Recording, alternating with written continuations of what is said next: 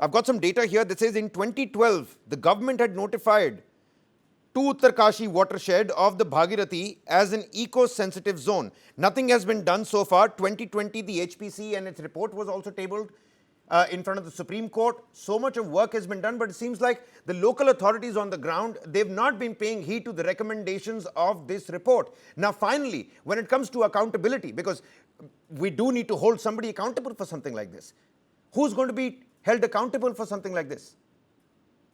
Sure. I think, we all first need to take a step back to understand, the terrain that we are talking about. The Himalayas are one of the youngest mountains in the world.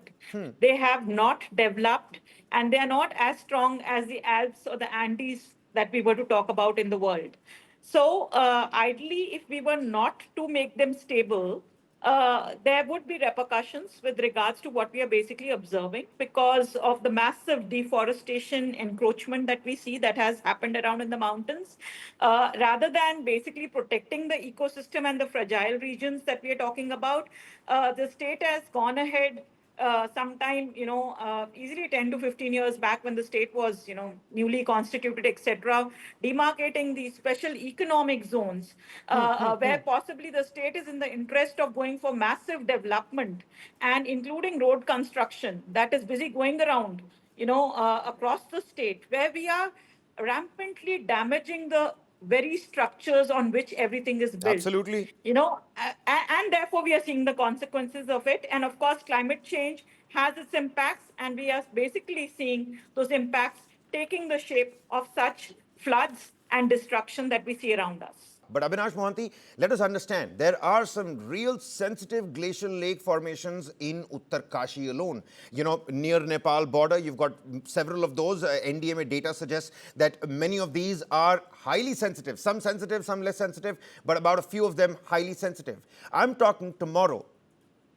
It shouldn't be a situation of tourists becoming sitting ducks. Are we doing something on that front? Is the government holding consultations with the geological department, with the Vardia Institute, with the NDMA?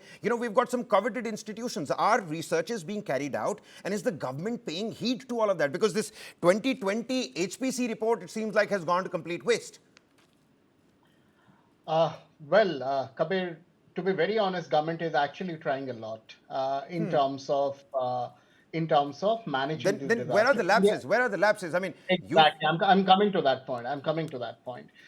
What we are currently missing is we are looking at these disasters from a very siloed approach of putting down blinkers. We are trying to treat cloudburst as one of those events. We are trying to treat floods. Disaster management is another stream. People don't talk to each other, and that's where it becomes cascading compounding impacts which have not been mapped today at a hypergranular level.